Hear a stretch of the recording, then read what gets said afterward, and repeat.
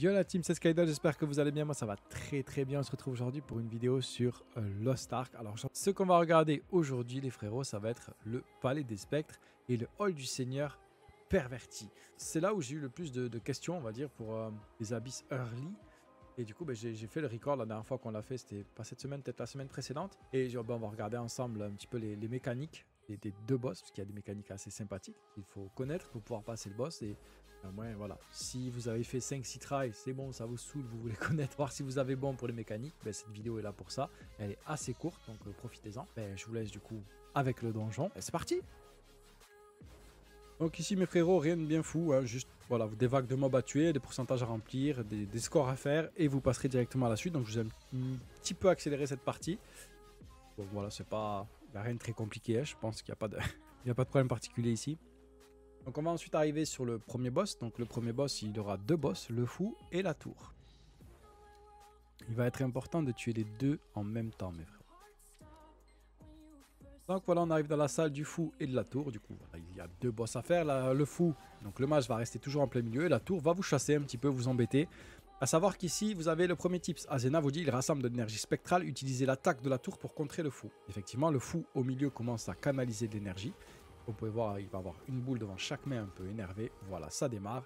Ici, il canalise son énergie. La tour s'éloigne. Elle va se mettre tout à droite du fou là, sur ce pattern-là. Des fois, elle est tout en haut, des fois tout à gauche. Et il apparaît au-dessus de chaque joueur une cible.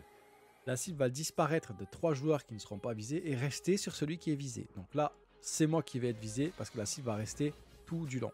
Là, comme vous pouvez voir, je me suis fait pousser plusieurs fois. C'est parce que je n'ai pas affiché les effets des autres joueurs, mais ils ont un cercle bleu autour d'eux qui font que ça repousse les gens qui sont à côté. Donc il faut que les deux potes avec le cercle bleu sortent de là, que je puisse aller me placer et qui ne m'empêchent pas de me placer où je dois me placer. Et où je dois me placer, mes frérots ? Exactement ici. Il faut que je me place à gauche du fou parce que la tour, comme vous pouvez voir, est à droite. Et est en train de me cibler et va me tirer dessus. Elle va envoyer une attaque. Et cette attaque, on va s'en servir pour arrêter la mécanique one-shot du mage au milieu. Bam, voilà. C'est cancel, la mage ne pourra pas one-shot. Et on peut partir la DPS. À savoir qu'il va y avoir 2 fois, ou peut-être 3 fois, je crois que ça dépend de DPS. Mais d'office, 2 fois la mécanique comme ça, où le fou, si elle n'est pas interrompue, elle one-shot. Il faut utiliser l'attaque de la tour pour interrompre le fou. Donc ensuite, il faut tout simplement DPS jusqu'à ce qu'il redéclenche une fois la mécanique. Donc ici, deuxième mécanique. Donc vous pouvez voir ce fameux cercle bleu dont je vous parlais qui pousse mes alliés, sur lequel il ne faut pas trop traîner à côté de ses potes. Donc là, deuxième mécanique one shot. Mon pote le berserk a très bien effectué son mouvement. Tout s'est très bien passé. Donc comme je disais, il va falloir tuer les deux en même temps. Sinon l'autre va passer en berserk et être ingérable. Après la tour, du coup, voilà, elle passe en berserk. Et là, elle commence à envoyer des attaques dans tous les sens, elle pète les plombs. Elle est ingérable. Il faut vraiment essayer de les grouper le maximum pour envoyer toutes vos AOE en même temps et toucher les deux. C'est important. Là, on a deux mecs, je crois, qui sont un peu au-dessus d'item level. Donc forcément, ça passe un peu plus facilement. Et quand vous êtes à 460 pile, c'est un peu compliqué quand il y en a un qui part en berserk, honnêtement. Donc la suite, ben là, rien de spécial. Là, une petite room que je vous ai accéléré un petit peu, mais vous puissiez voir, voilà, s'il y a quelque chose à voir, vous pourrez revenir le voir. Petite room où il faut bâcher de la wave. M'excuserez, je bois mon petit café en même temps, les frérots.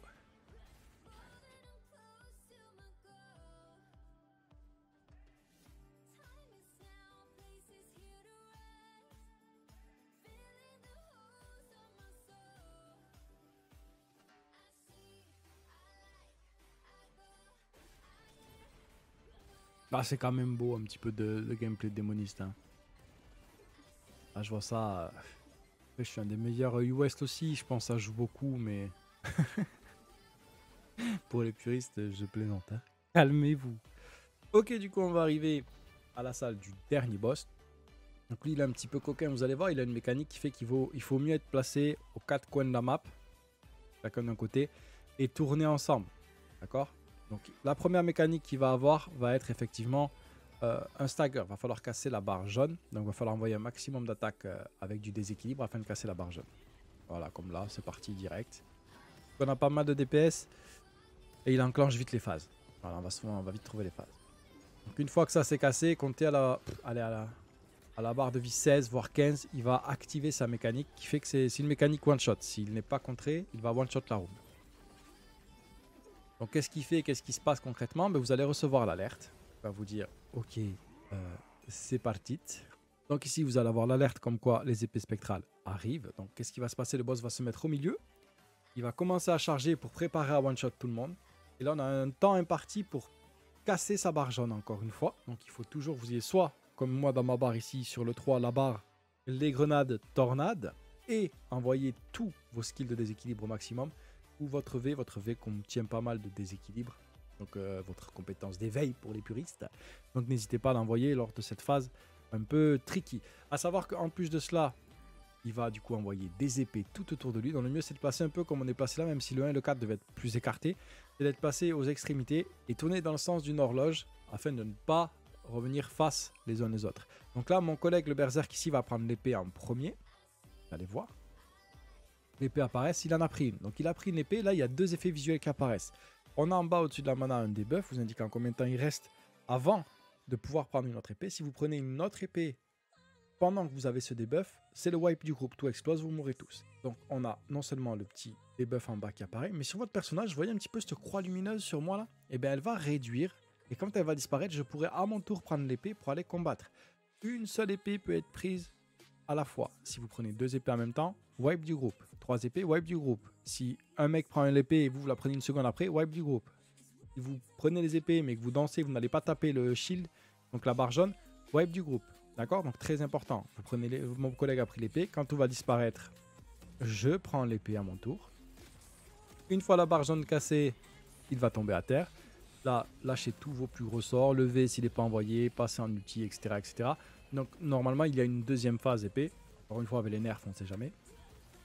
Donc là, il prend très très cher parce qu'on a deux personnes qui sont un peu haut e-level, comme je le disais. Du coup, il va enchaîner les phases. Là, il est directement reparti dans ce qu'il faut stagger. Sinon, ben, il va nous faire très mal. Ça, ce n'est pas un one-shot. C'est juste que ça va faire beaucoup de dégâts de mémoire. Une fois qu'il a le genou à terre, on continue à le DPS. Et là, en se relevant, il pourra enclencher directement la mécanique épée. Voilà, c'est reparti. Donc, on y reva pour la même chose. On se déplace un petit peu. C'est toujours... moi ici Punish, donc le numéro 1 du groupe qui prend en premier. Moi le 2 en deuxième, le 3 en troisième, le 4 en quatrième. On a gardé le numéro du placement dans le groupe pour celui qui prend l'épée. C'est ce qui est le plus logique et le plus facile à retenir pour tout le monde. Le berserk prend en premier. Dès qu'il a pris, je prends. On casse le shield. Mon collègue peut prendre, il prend. Et le dernier, bah, il a pris à la fin, mais il peut même se promener avec. Et là maintenant, c'est terminé, vous pouvez l'enchaîner et lui péter la bouche les gars.